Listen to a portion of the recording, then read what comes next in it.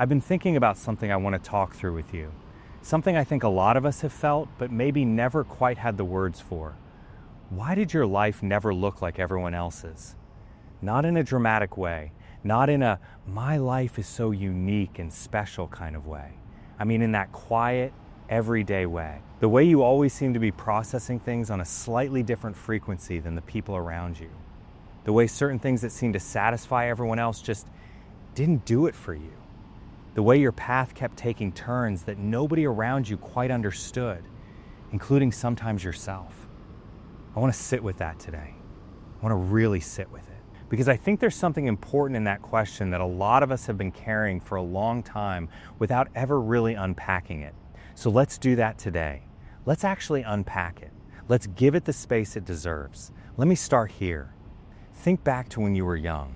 Not necessarily a specific moment, just the general feeling of growing up. Did you ever have that sense, even as a kid, that you were somehow on the outside of something? Not excluded, necessarily, not bullied or left out in any obvious way. Just slightly adjacent. Like you were present in all the right places, but experiencing everything from a slightly different angle than everyone else. Maybe you noticed things other kids didn't notice. Maybe you asked questions that made adults pause a little longer than they expected to. Maybe you felt things more deeply. The joy hit differently, but the hard stuff hit differently too, more intensely, more personally. And you probably learned pretty early on to keep some of that to yourself. Because when you let it out, when you shared the full depth of what you were experiencing, the response wasn't always what you hoped for. Sometimes people didn't know what to do with it. Sometimes they changed the subject. Sometimes they looked at you in a way that made you feel like you'd said too much. And so you learned to dial it back, to give people a version of you that was easier to receive. And so you adapted. You learned to translate yourself into a language the people around you could receive. You learned to turn it down a little, soften the edges, give people a more digestible version of what was actually going on inside you. And you got good at it, actually. Most people who grew up feeling this way get very good at it. Good enough that from the outside, you probably look like you fit just fine. Good enough that most people in your life have no idea about the distance between the version of you they see and the version of you that's actually doing the thinking, the feeling, the processing underneath all of it. And here's what I want to say about that, gently, because I think it matters. That distance, the gap between who you actually are and the version you present to most people, that gap is exhausting to maintain. And a lot of you have been maintaining it for so long that you've almost forgotten it's there. It just became normal. It became the way you move through the world. But every now and then, something happens. You read something, or you hear something, or you have a conversation that goes deeper than usual, or you find yourself in a quiet moment like this one, and you feel the gap again. You feel the distance between the surface and the thing underneath.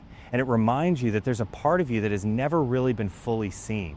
Not because people didn't care, but because you never quite trusted that they could hold it. Or maybe because you didn't fully trust it yourself.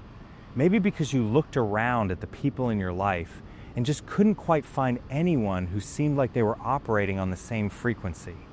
And over time, that became its own kind of loneliness. Quiet, background, always there, just underneath the surface of even your best days. So why did your life never look like everyone else's? I want to walk through a few real reasons, not the quick, surface level answer. I want to actually sit in it with you, and I want to be honest about both the hard parts and what's on the other side of them. First reason, and this is the most foundational one, you were wired differently from the start. And I don't mean that in some vague, flattering way. I mean it in a very practical, lived-in way. The way your brain processes information, the way your spirit picks up on things, the depth at which you feel and think and question, that was never going to produce a conventional life. A conventional life is designed for a certain kind of person. A person who can take the given structures and the given expectations and find genuine, lasting satisfaction within them. And there's absolutely nothing wrong with that person. That's a beautiful way to live, honestly, if it's genuinely yours. but you were never quite that person. And no amount of trying, no amount of forcing yourself into those structures was ever going to change that. It was just going to exhaust you, which, if you've tried it, you already know. You know the specific tiredness of pretending to be satisfied by something that doesn't actually reach you.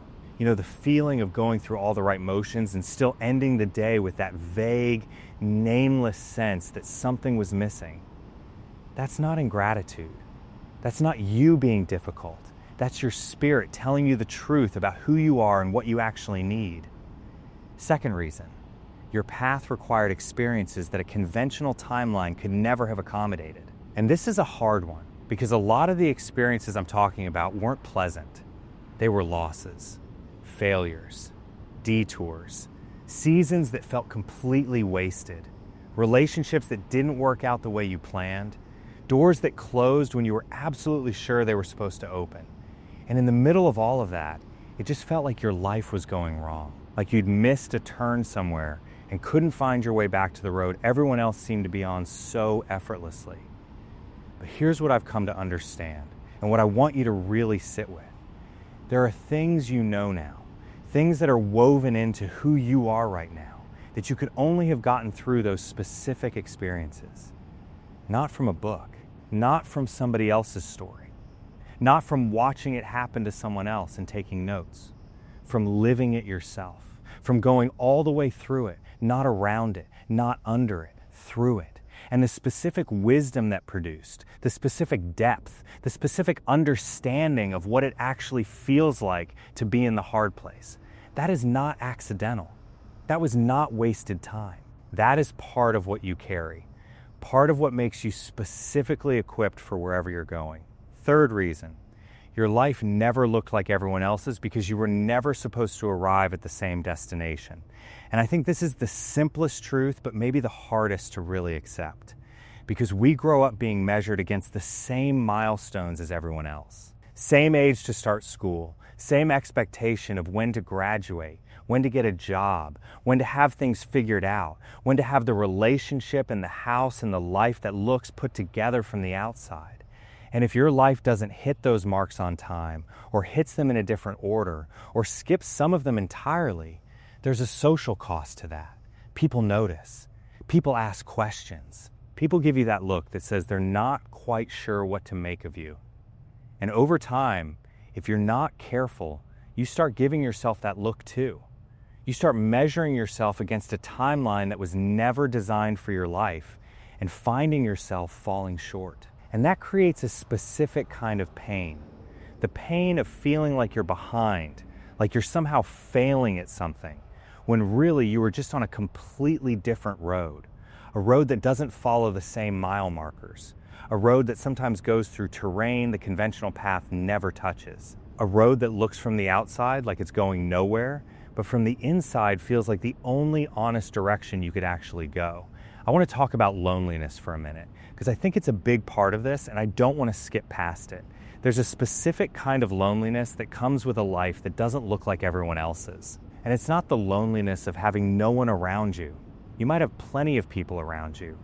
It's the loneliness of not being fully known, of carrying something inside you that you've never quite been able to transfer into another person's understanding, of having depth that exceeds what most of your relationships have ever actually gone to.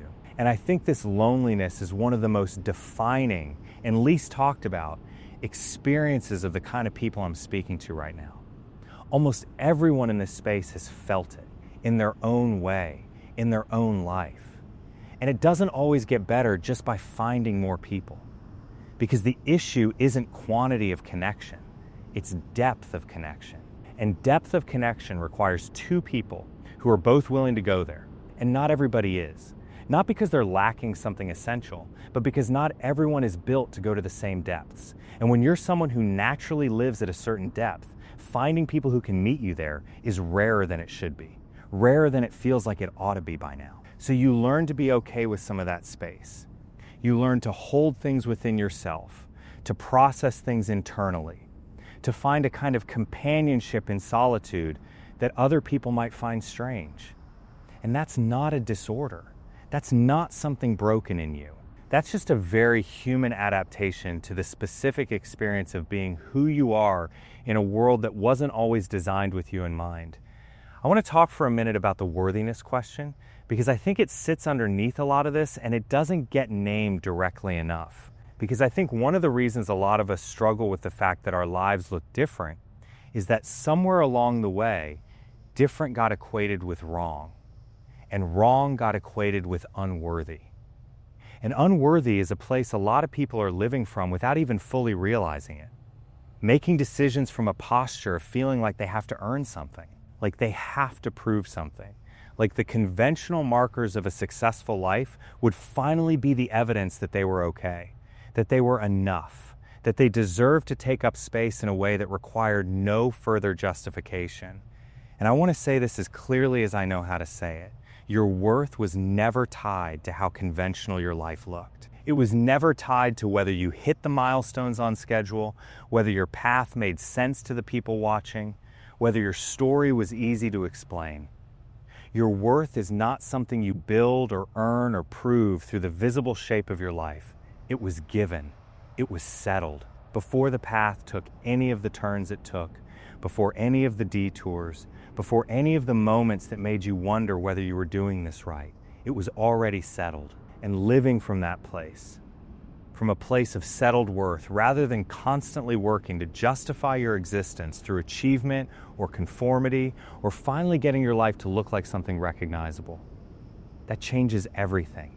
It changes the decisions you make. It changes the risks you're willing to take.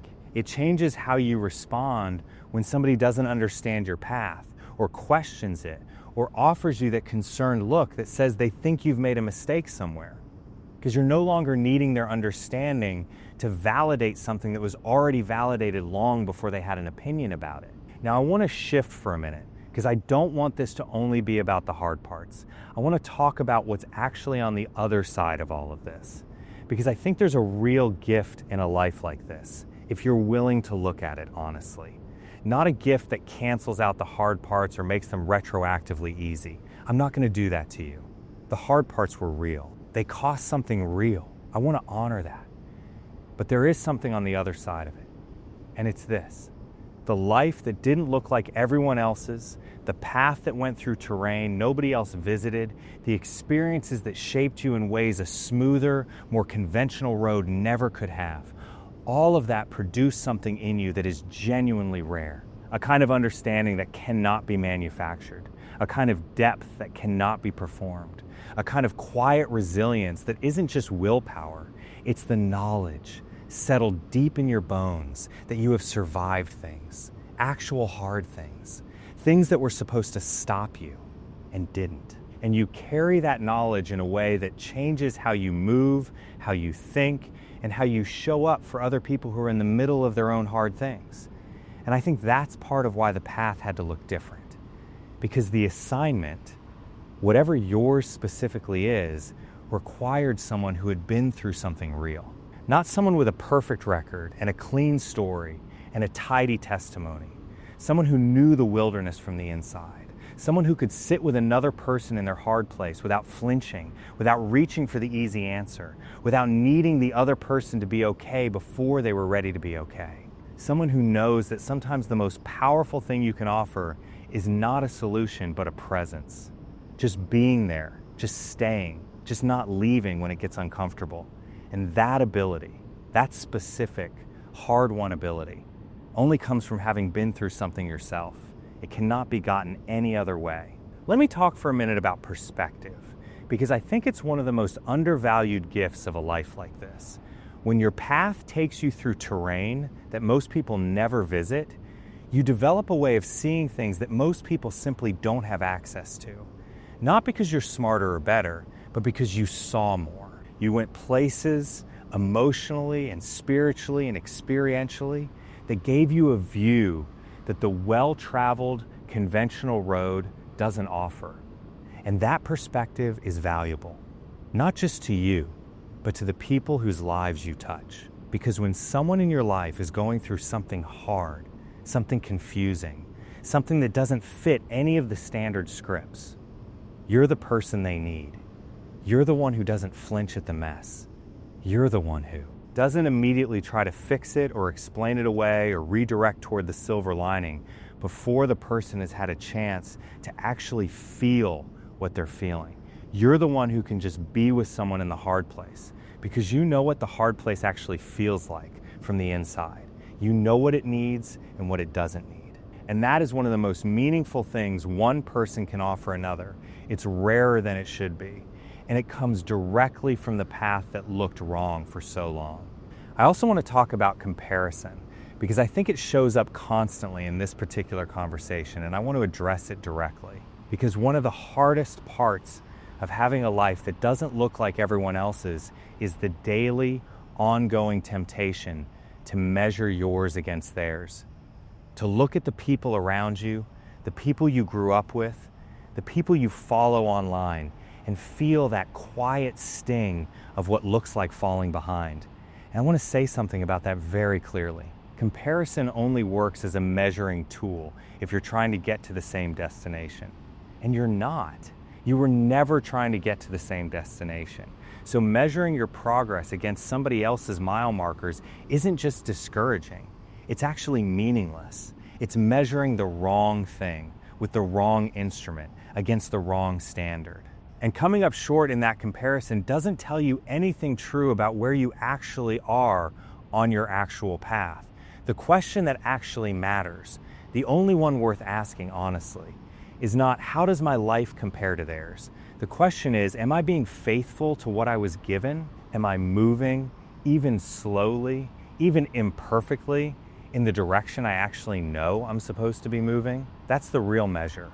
And it's a much quieter measure than the social one. It doesn't come with external validation or visible milestones. It's just that internal sense of alignment or misalignment. That quiet yes or no that you feel when you get honest with yourself in the still moments. Let me end with something simple, because I think simple is what this needs at the close. Your life never looked like everyone else's because it wasn't supposed to. That is not a consolation prize. That is not me trying to make something feel better that went wrong.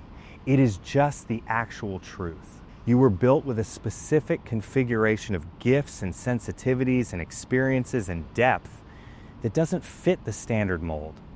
It never did. And the standard mold was never going to fit you either, no matter how long you tried to squeeze yourself into it. And the sooner you stop apologizing for the ways your life has gone off script, the ways your path has surprised people, the ways your timeline has confused people who are expecting something more recognizable from you, the sooner you can give your full attention and full energy to the life you are actually living, the one that is yours, the one that was always yours, even in the seasons when you couldn't quite see its shape yet. It might not look like what you imagined when you were younger. It might not look like what the people around you expected or hoped for, but it is real. And it is specific to you, and it belongs to you completely. And there is something in it, something in the particular shape of it, in the texture of everything it has asked of you and given you in return, that is quietly, stubbornly, genuinely exactly what it was supposed to be. So stop explaining it, stop shrinking it, stop measuring it against a ruler that was never made for it. It's yours. Walk it like it is. Drop a comment and tell me, has your life always looked different from the people around you? How long did it take you to start making peace with that?